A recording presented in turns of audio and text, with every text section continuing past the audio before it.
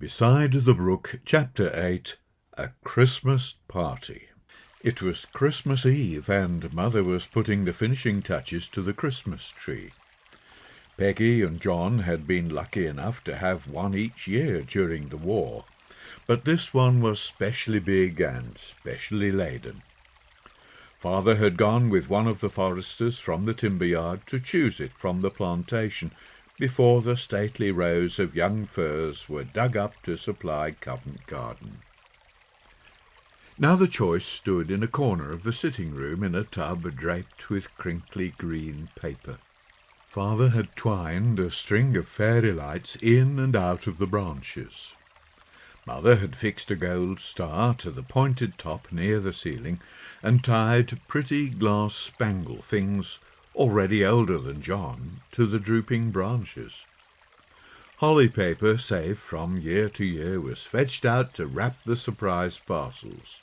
The labels were all written, and the tree could hold no more, so that other parcels were beginning to pile up round the tub. The floor was in rather a mess with string, holly leaves, cotton wool, and paper. The cake in the larder was demanding its ruffle to hide where the icing ended. The trussed chicken yawned for its stuffing, and Mother was very tired. "Have you got Teddy's presents on the tree, Mother?" called Mr. Broom. "Yes," came the reply, "and we haven't forgotten one for Ginger. Teddy asked if he might bring his cat when I sent the invitation." "Poor old chap," said Father. "I'm glad he is coming. He'd have a lonely Christmas in that queer place otherwise." Mother shuddered. "Yes, just imagine how dim and cheerless it must be these long evenings, with those branches soaring up and down on a night like this, and the mournful sound of the brook always rushing by." "But he doesn't mind," said Father. "He's one of the happiest people I've met." "Yes, and the children love him," said Mother, sprinkling sparkling snow over the fir branches. "I'm glad they're growing thoughtful. It was their idea to ask him for Christmas Day, though I would have suggested it had they not done so. I think I'll make that do for tonight. It's almost Christmas Day now." "I suppose the children haven't forgotten the stockings," said Father. "No, indeed, and John declared he would stay awake to see who filled them," said Mother. "But they've both been asleep since before 9 o'clock. The postman was puzzled next morning as he handled a large envelope bearing the address, "Teddy Ting-Tong, Mr. Wilmot's farm by the brook." The card inside, showing a family of robins disporting themselves among holly twigs, was John's own secret, and formed the only correspondence that the shepherd had received since his arrival at the shieling. "Who's it for, anyway?" asked the postman at the dairy. "Oh, that's what the Broom children call the shepherd who lives in yon hut by the brook. Leave it here, and I'll see has it," said the dairyman. "No, I'll take it myself," said the postman. "Along this way?" "That's right, over the cart bridge and along the bank. You'll find him." The postman did find Teddy, chopping sticks and talking to Ginger, who was purring and snarling over the furry hind legs of a baby rabbit. "You'll come to harm catching rabbits, Ginger. Do I no give you enough to eat that you must catch them?" he was saying. "Good morning, sir. Something for you," called the postman cheerily. "Eh, something for me?" exclaimed the old man, his hands shaking with excitement. "Only a card," said the postman. Teddy smiled. "And from a bairn," he said. "Poor laddie. It's from John, bless his heart. Happy Christmas, postman. It was good of you to traipse along here when you could have left it at the farm." "Quite all right. I'm glad I found you," replied the postman, "and a happy Christmas to you." But to himself he said, "The poor old fellow is not likely to have much of a Christmas there." He himself was looking forward to a merry day with his rosy children around a big fire and meals fit for a king. However, the postman was mistaken, for Teddy's heart was full of the joy and peace that the angels had told those far-off shepherds about when the little Christ was born. He saw beyond the bare trees still dripping from last night's rain and the mud that plastered his heavy boots. For in his mind he beheld a picture of a bright earth lit by the presence of that same Christ returned in glory to dwell among men. Then there will be peace on earth, goodwill toward men, when he comes to take the throne of his father David in Jerusalem. Thus thinking, he gladly thanked God for his breakfast porridge and the kindliness of good friends who cheered his loneliness. Ginger had spoilt his meditations through arriving growling with the rabbit from the wood, but he consoled himself. It's no good smacking him. It's his nature to hunt, and I cannot break him of it. Peggy and John were full of excitement as they raced along the road to church that morning. They had found their stockings bulging on the bed rail with sweets and fruits, pencils and crayons. A number of parcels left by the postman had not yet been opened. The chicken was already sizzling in the oven, and the pudding walloping about in the witch's pot. And grandest of all, Teddy Ting-Tong was coming to dinner on his first visit to their home. The church was beautifully decorated with evergreens, and the Bible message was true and direct. The organ pealed out the grand old tune, "O come, all ye faithful." But the faithful were very few, judging by the size of the congregation. The church members mostly stayed at home, reading their correspondence, stoking fires, making gravy for the turkey and sauce for the pudding, to the accompaniment of merry music over the wireless. Teddy had not arrived by the time the children returned, so they kept an eye on the path to the brook. "Here he comes!" shouted John, as Mother took down the hot plates and Peggy poured out lemonade. The shepherd, dressed in a tidy black suit, was carrying an awkward load under one arm and Ginger under the other. John ran to meet him. "Happy Christmas, Teddy! Can I help you?" "No, thank ye, laddie. You mustna see all that's here yet. Yon was a bonny greeting you sent me." John flushed with pleasure. "I'm glad you liked it," he said. "We have had a lot." Leaving his parcels in the porch, Teddy entered the house and set the cat free. "Welcome to you, Mr. Gray," smiled Mrs. Broom, hurrying from the kitchen to shake the shepherd's hand. "You are our only visitor today, and we are really glad to have you." "You've just arrived in the nick of time," said Father, "for I'm about to carve the fowl." The children gaily bore Teddy to the table and sat on each side. A pot of golden chrysanthemums and holly stood in the centre, and the firelight from the logs blazing on the hearth danced on the glass and cutlery, so that the whole was a festive sight. When all was served, Mr. Broom gave thanks to God for the meal, not repeating the usual set phrases, but saying a few sincere words of his own composing, for the children's account of the old shepherd and his ways had affected him. How good was the stuffing! How tender the chicken! But in the middle of the enjoyment a terrible thought crossed John's mind, and he put back a forkful of meat on his plate. "What is it, dear?" asked Mother in a whisper. "Are we eating speckled feather?" he whispered back. "No, dear, of course not. She was buried last week. Daddy got this one from Mr. Wilmot." So John resumed the enjoyment of the meal. The pudding glistened darkly with fruit. Peggy had the sixpence and John a silver threepenny bit, saved for the occasion.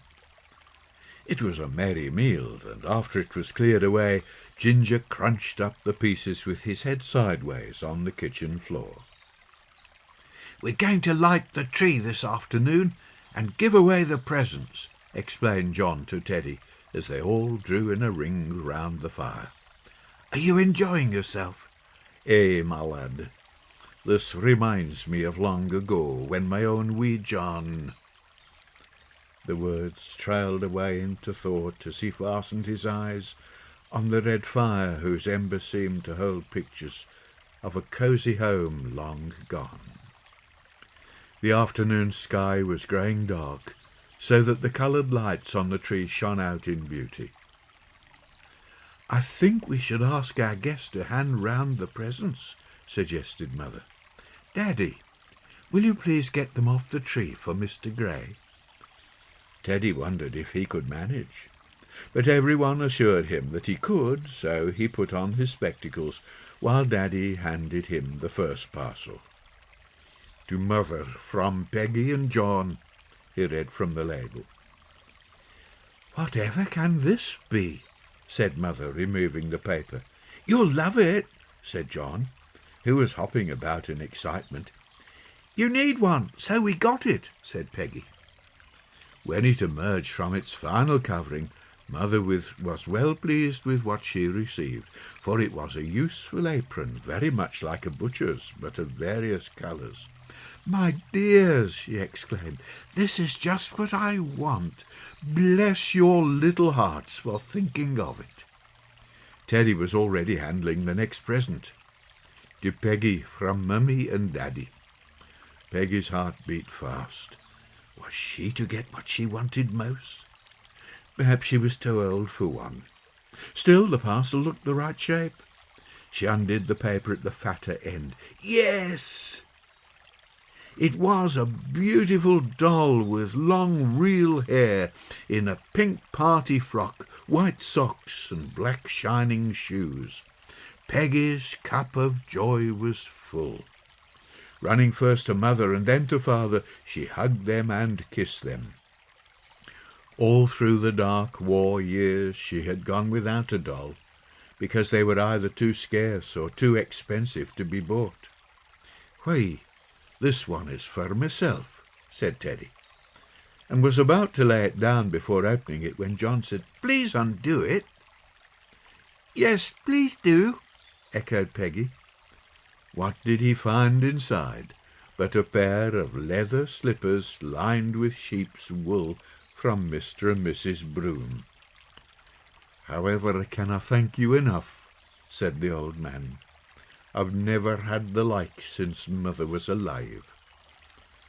"Those will keep you warm in your house," said Peggy, who nearly betrayed the fact that there was something else to keep him warm waiting at the foot of the tree. "For John from Mummy and Daddy," read out Teddy on the next parcel. John lost no time in discovering the nature of his gift. A wonderful set of carpentry tools consisting of saw, hammer, gimlet, and other requirements. Very little had been forgotten, for Daddy knew just which tools John favoured, those being the same that were most often missing from his workshop.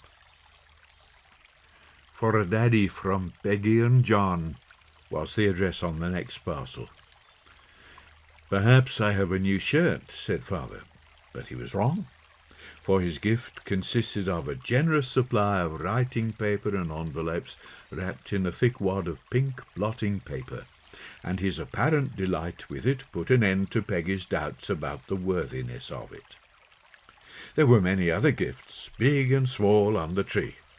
Some could not be opened, but must wait to be delivered in the village, for Mother and the children had thought of poor old Mrs. Dowding, Tommy Sherfield, who was ill, and Mrs. Westcott's children, whose father had been lost at sea. There was even a kipper for Ginger, who was quite ready to start eating it on top of his sumptuous dinner, but his master confiscated it. "I dinna ken what will be the end of you, Ginger," he said, remembering the rabbit. But the cat did not care. He planted himself in front of the fire and purred like a kettle drum. The old shepherd seemed overcome when he discovered that 2 more gifts awaited him. A stone hot water bottle from Peggy and a warm blanket with a red border from John. "Och, I'm forgetting myself," he exclaimed, making for the door. "I have some wee gifts too." He returned with 3 clumsy parcels, which seemed anything but small. The long one resolved itself into a fine birch broom for father, and the square ones into a work basket for Peggy and a shopping basket for mother, all products of the forest and the old man's skilful fingers. Everyone marvelled at the gifts. "However did you make them?" they asked. John was silent, for it seemed that he had been forgotten, and Teddy made no explanation. Presently he slapped his knee. "Laddie, I've left yours at home," he said. "Oh, yet no, I know, I did pick it up." He felt in his pockets. "Ah, yes, here it is," he said, and fetched out a Bible bound in blue with a ribbon hanging from the red-edged pages. "Oh, how lovely!" cried John, "and it's got pictures." The Christmas tree glowed more brightly as the afternoon closed in. The flames leapt around every fresh log placed upon the embers, and sparks flew up the chimney like chains of stars in a black sky. Hearts glowed too with love and kindliness, while the wind whipped itself into a gale without, and sometimes bellowed down the wide chimney.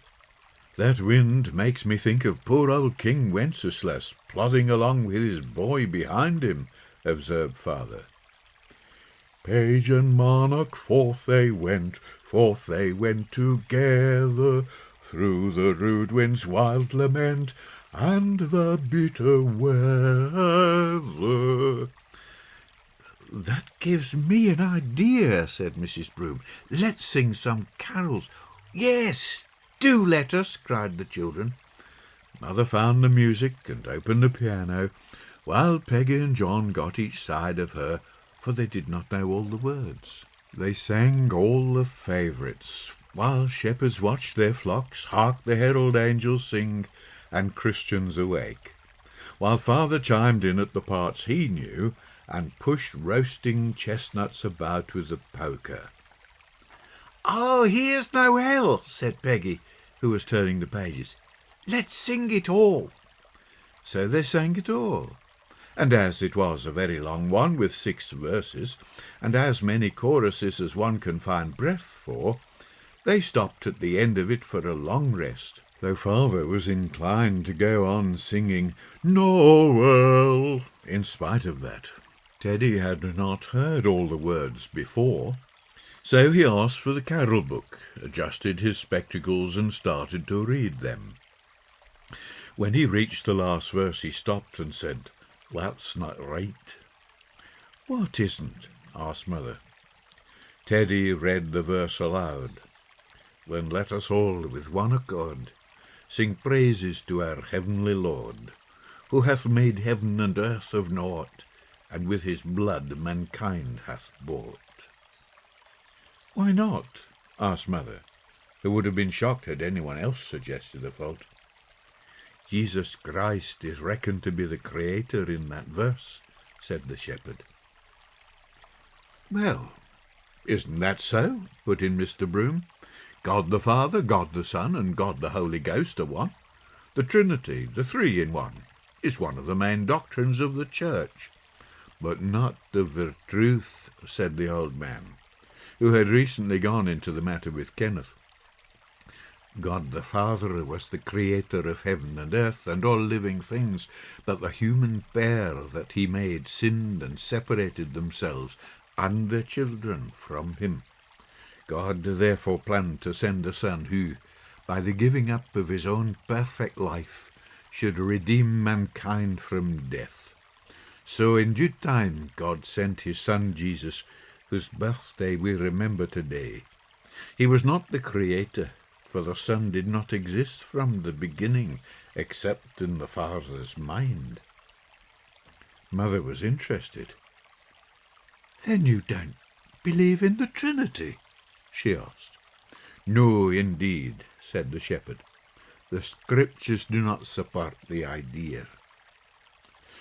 Then what is the Holy Ghost? Asked Mrs. Broom.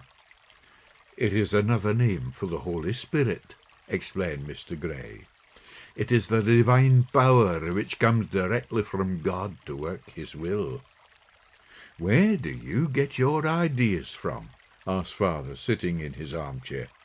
Solely from the Bible, answered Teddy.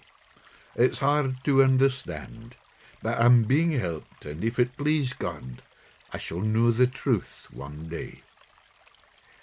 What country was Jesus king of? Asked John, anxious to take part in the conversation. It says the wise men were seeking a king. Not of any country, dear, said Mother. Jesus ought to be king over our hearts. Excuse me, Mrs. Broom, said Teddy. That's the common idea, but Jesus will be a real king, not over men's hearts only, but over all countries of the earth, with a real throne at his real capital, Jerusalem. Mother looked hard at him. You surprise me, she said. The scriptures will surprise you if you read them properly, said Teddy. Can you prove all your statements? Asked Mr. Broom. Yes, I can, replied the old man with conviction. Sometime I'd like you to do so, said Mother. But now, if you'll excuse me, I must see about getting tea. That meal was as merry as the last, though no one felt particularly ready for it.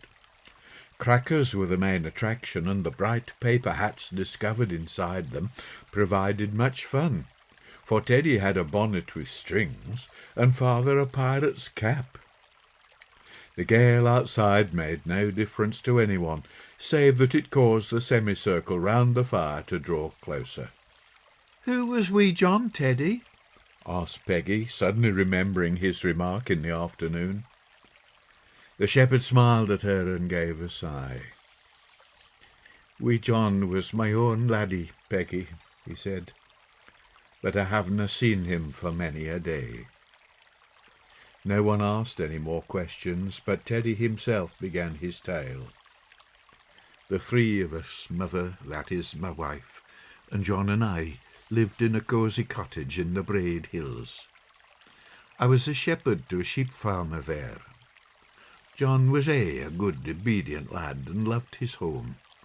But when he grew up, he was not content to be a countryman.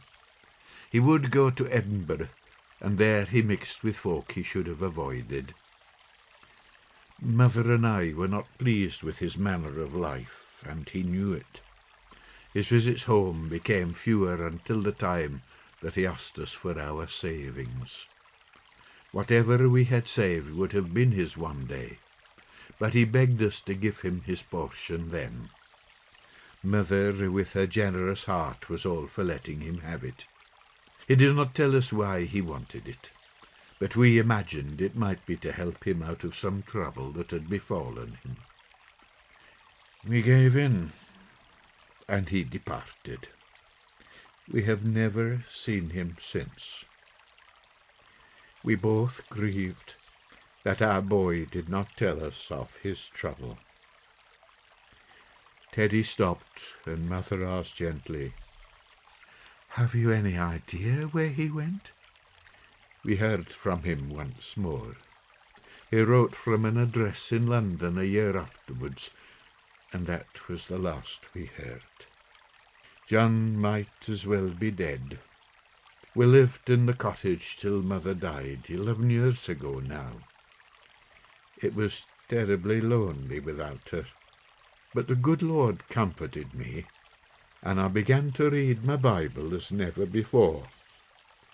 I should have stayed on in the wee house, but the one night in the lambing season, when an unforeseen snowstorm blew from the north, I left the fireside to see to the ewes. That night my home was burnt out, though neighbours saved just a few things, among them the photograph of Mother, and I was glad of that. What made you leave Scotland? Asked Mr. Broom. Well, said Teddy, I was sorely puzzled what to do. I had lost everything but health, and that is one of life's greatest blessings. So I decided to come to England as a drover. I worked my way to Lancashire and on to the Midlands, and gradually reached the south. "Where did you get your house?" asked John. Teddy smiled. "At the Devices," they replied. "Finding lodgings was my chief worry, and I didn't like some of the people I was thrown against." "So you decided to become independent?" asked Mr. Broom. "Yes," replied the old man, "and though the shilling is rough and poor, I have found great peace in it. For happiness is a matter of the mind, not of circumstance, and I am well content." "Ginger seems to appreciate comfort," smiled Mother. "But Ginger chose to come and live with me. I left the dairy farm for the shilling, didn't you, old chap?" The cat rose and waved his tail to acknowledge his master's fond rub. There was silence for a while, then Mrs. Broom spoke. "Yours is a sad story, Mr. Gray," she said. "But perhaps, like Job's, it will have a happy ending." "I'm happy now," protested Teddy, "but I have an idea that life may be happier yet." 364 days till next Christmas," sighed John later in the evening as he saw the hands of the clock move round to his bedtime. "I love Christmas." "So do I," said Peggy. "Everyone seems to like everybody else a bit more at Christmas time." "That's the right spirit," said Teddy. "You have given me much cheer and joy today, and I thank you from the bottom of my heart." "Your company has been most enjoyable too," Mother assured him, as he set off home with his presents under one arm and Ginger under the other, preceded by Father with a storm lantern and a bag of mince pies. "Good night, and come again, Teddy," called the children as the wind-swept figures made their way to the bridge across the brook. That night, as the shepherd lay down in his bunk, with Ginger curled up underneath, he said a little prayer. "I thank thee, O Lord, for all this kindness of heart.